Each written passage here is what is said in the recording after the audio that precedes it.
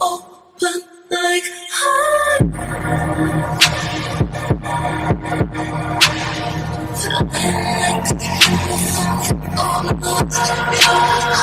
Salut, c'est Pareita. Alors, en fait, on est là.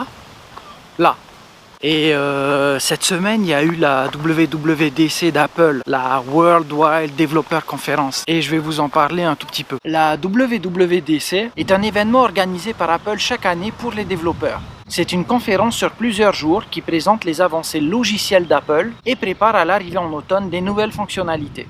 L'ouverture de la WWDC est aussi l'occasion pour Apple de présenter un renouvellement d'offres, un rafraîchissement de gamme ou même de nouveaux produits. Actuellement, pour utiliser Amazon Prime Video sur votre Apple TV, il faut passer par l'appli iOS et balancer le flux vidéo sur la télé avec AirPlay. D'ici la fin d'année, Amazon devrait aussi proposer une appli tvOS native pour l'Apple Watch. WatchOS 4 devrait apporter 3 nouvelles Watch Faces. Une Watch Face avec des suggestions de contenu par série, votre prochain rendez-vous, le trafic routier, etc. Une animation type kaléidoscope générée à partir de vos photos et des animations avec les personnages de Toy Story. J'utilise régulièrement l'appli exercice d'Apple. WatchOS 4 devrait apporter une amélioration de l'interface graphique de l'appli et permettre de facilement enchaîner les activités. On devrait aussi pouvoir basculer de l'écran d'exercice vers l'écran de contrôle de la musique.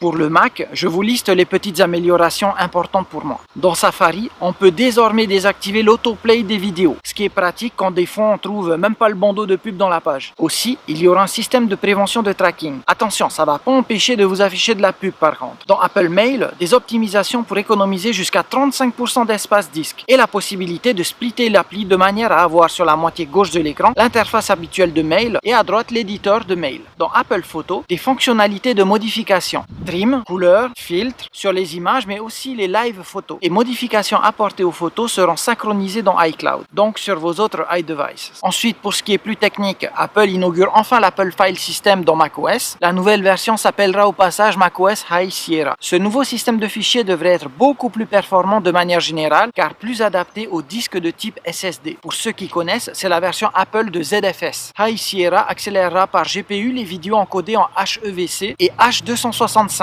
Mais uniquement sur les Mac à partir de 2015, il me semble. La nouvelle version de Metal 2, qui est la couche logicielle qui permet à l'applicatif d'utiliser les ressources matérielles graphiques, l'équivalent Apple de OpenGL ou DirectX, permet donc un speed-up en x10 en termes de performance par rapport à la version actuelle de Metal. Metal 2 bénéficie aussi d'un framework de machine learning et de réalité augmentée. D'ailleurs, Apple a annoncé le support de SteamVR par Metal 2, mais aussi de Unity et de l'Unreal Engine. Final Cut Pro X, qui est l'outil pro d'Apple pour le montage vidéo, tirera parti de Metal 2. Enfin, Metal 2 devrait prendre en charge les GPU externes via le port Thunderbolt 3, ce qui sera très intéressant pour les professionnels. Ça devrait être supporté par les Mac à partir de 2010 et c'est annoncé pour le courant de cette année. En termes de Mac, les portables et machines de bureau sont mises à jour et bénéficient de plus de RAM et profitent du nouveau Kaby Lake d'Intel. Par exemple, les nouveaux iMac bénéficient de meilleurs écrans, 4K pour le 21 pouces et 5K pour le 27 pouces, jusqu'à 32 Go de RAM pour le 21 pouces, 64 Go de RAM pour le 27 pouces. Les disques Fusion sont standards sur les 27 pouces.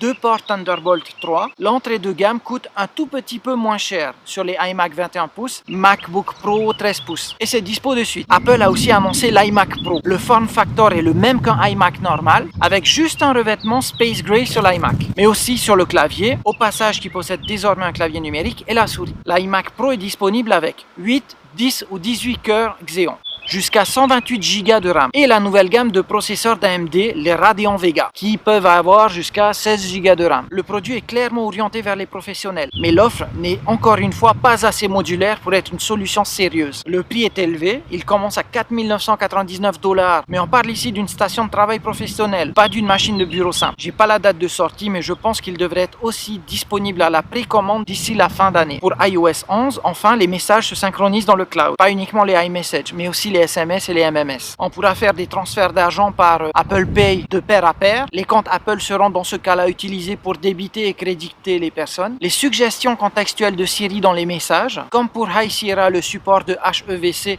mais aussi de HEIF, qui est l'équivalent pour les images, qui devrait permettre une belle économie d'espace disque. On parle d'un gain de place qui peut aller jusqu'à 50% par image. L'écran de contrôle, celui qu'on swipe de haut en bas pour couper le Wi-Fi, le Bluetooth, tout ça, change et permet de gérer plus de choses depuis le même écran, au lieu de swiper entre les différents sous-menus. Pour Maps, mais uniquement aux États-Unis, les plans par étage des bâtiments, comme les malls, shopping centers et aéroports. En voiture, les limites de vitesse, le changement de voie et une fonctionnalité super pratique, le Do Not Disturb, qui s'enclenche lorsqu'on est au volant. Il me semble qu'il y a une fonctionnalité similaire dans Waze. Du coup, pas de notification lorsqu'on conduit et le téléphone prévient ceux qui essayent de nous contacter qu'on est actuellement en train de conduire, mais que si c'est vraiment urgent, il suffit de préfixer le message par le mot-clé urgent afin qu'on soit vraiment notifié. AirPlay 2 permet le multi-room natif dans iOS, sympa pour ceux qui veulent utiliser plusieurs haut-parleurs dans la maison. Je suis pas dans ce cas d'utilisation, mais c'est sûrement lié au nouveau produit d'Apple que je vais vous présenter à la fin. L'Apple Store se refait une beauté et s'inspire d'Apple Music pour présenter les applis non plus sous forme de liste, mais comme un article curatif. Si ça se dit en français. Ça se dit en français? Avec des sélections par thème.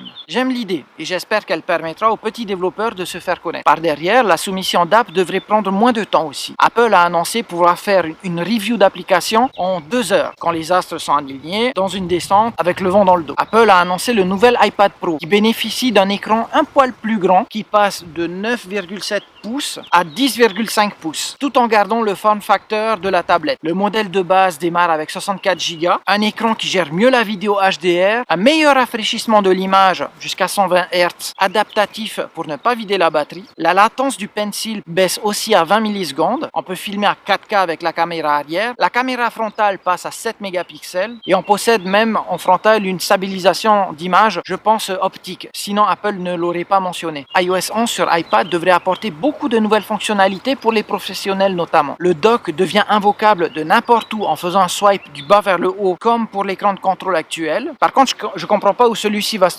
se retrouver. Depuis le mode split screen, on pourra désormais drag and dropper d'une appli vers une autre. L'overlay d'applications, a priori, ça serait de 2 applications sur iPad Pro actuel contre 4 sur le nouvel iPad Pro. Et on se rapproche du coup d'un multitâche qui ressemble plus à ce qui se fait avec un ordinateur de bureau. Une appli Files qui remplace l'appli Cloud, qui est en fait le Finder de macOS sur iPad. Pourquoi pas? Je pense que ça va surtout apporter de la complexité sur la gestion des fichiers maintenant. Le scan de documents par la caméra avec correction de perspective comme ce que permet déjà de faire l'appli OneNote de Microsoft. Alors iOS 11 est censé sortir cet automne. On aura la liste complète des fonctionnalités d'ici là. Et enfin, le nouveau produit d'Apple, le HomePod, qui est l'équivalent du Google Home ou d'Alexa d'Amazon. Il a donc le même form factor que ses concurrents. Un phallus érigé à la verticale, noir ou blanc, de 17-18 cm de haut, avec des haut-parleurs et des micros à 360 degrés. Sensible à son environnement, notamment pour rediriger le son, gérer le multi-room d'AirPlay 2, il n'a pas l'air de fonctionner sur batterie, donc a priori il faudra le relier à une prise électrique. Il est contrôlable à travers Siri, ce qui permet l'intégration aux services tels que le calendrier, les rappels, les messages, la musique, tout ça. Comme il embarque un sub, le son devrait pas être catastrophique. Ce produit m'intéresse beaucoup car j'utilise actuellement un système 2.1 que je débranche d'une Raspberry Pi pour la musique vers la télé pour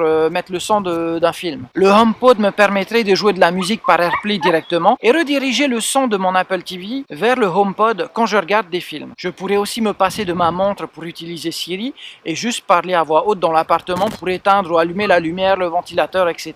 Il est annoncé à 349 $, donc pas moins de 400 € en France. C'est cher et il faudra que le son soit vraiment impeccable, que l'appareil soit super réactif pour que j'envisage l'achat. D'ici là, peut-être que l'Alexa sera sortie en France. Voilà, merci d'avoir regardé la vidéo. Si vous l'avez appréciée, mettez un pouce bleu, partagez-la s'il vous plaît. Si vous avez des questions, mettez un commentaire, j'essaie de répondre dès que je peux. D'ici là, à la prochaine, nana.